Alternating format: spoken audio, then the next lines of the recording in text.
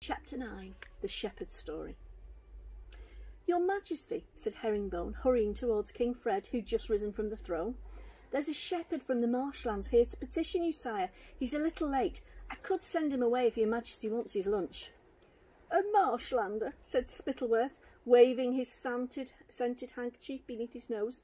"Imagine, sire." "Dashed impertinence, being late for the king," said Flapoon. "No," said Fred, after a brief hesitation. "No. If the poor fellow has travelled this far, we shall see him. Send him in, Herringbone." The chief adviser was delighted at this further evidence of a new, kind, considerate king, and he hurried off to the double doors to tell the guards to let the shepherd inside. The king settled himself back on his throne, and Spittleworth and Flapoon sat back down on their chairs, their expressions sour. The old man, who now tottered up the long red carpet towards the throne, was very weather-beaten and rather dirty, with a straggly beard and ragged, patched clothes. He snatched off his cap as he approached the king, looking thoroughly frightened, and when he reached the place where people usually bowed or curtsied, he fell to his knees instead. "Your Majesty," he wheezed. "Your Majesty," Spittleworth imitated him softly, making the old shepherd sound like a sheep. Flapoon's chins trembled with laughter.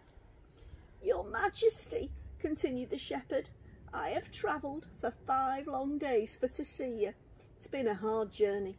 I has ridden in hayricks when I could, and walked when I couldn't, and my boots is all holes." "Oh, get on with it, do," muttered Spittleworth, his long nose still buried in his handkerchief.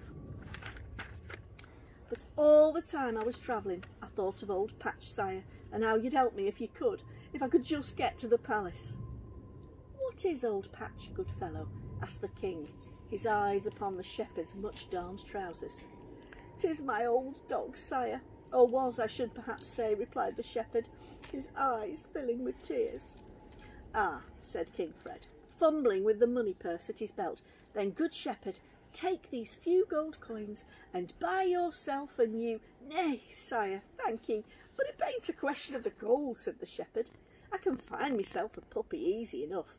It'll never match old Patch." The shepherd wiped his nose on his sleeve. Spittleworth shuddered.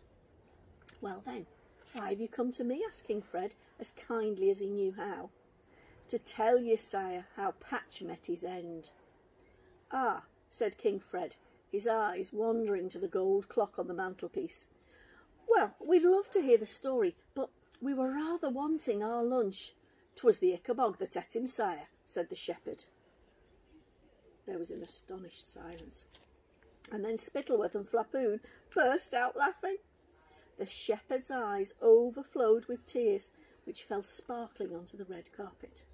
"Aye, they've laughed at me from Jeroboam to Shoeville, sire, when I told them why I was coming to see you. They laughed themselves silly, and they told me I was daft in the head, but I seen the monster with my own 2 eyes, and so did poor Patch before he was et." King Fred felt a strong urge to laugh along with the 2 lords. He wanted his lunch, and he wanted to get rid of the old shepherd, but at the same time that horrid little voice was whispering, "Selfish, vain, cruel," inside his head. "Why don't you tell me what happened?" King Fred said to the shepherd. Spittleworth and Flapoon stopped laughing at once. "Well, sire," said the shepherd, wiping his nose on the sleeve again. "'Twas twilight and right foggy, and Patch and me was walking home round the edge of the marsh, and Patch sees a marsh teasel." "Sees a what?" asked King Fred. "A marsh teasel, sire. Them's bald rat-like things what lives in the marsh. They're not bad in pies if you don't mind the tails." Flapoon looked greasy. "So Patch sees this marsh teasel," the shepherd continued, "and he gives chase, and I shouts for Patch, and I shouts, but he was too busy to come back, and then I hears a yelp. 'Patch,' I cries, 'Patch, what's got you, lad?' But Patch don't come back, sire. And then I sees it through the fog," said the shepherd in a low voice. "Huge it is, with eyes like lanterns, and a mouth as wide as that there throne, and its wicked teeth shining at me. and I forgets old Patch, sire, and I runs and runs and runs all the way home, and next day I sets off, sire, to come and see ye. Ickabog ate my dog, sir, and I wants it punished."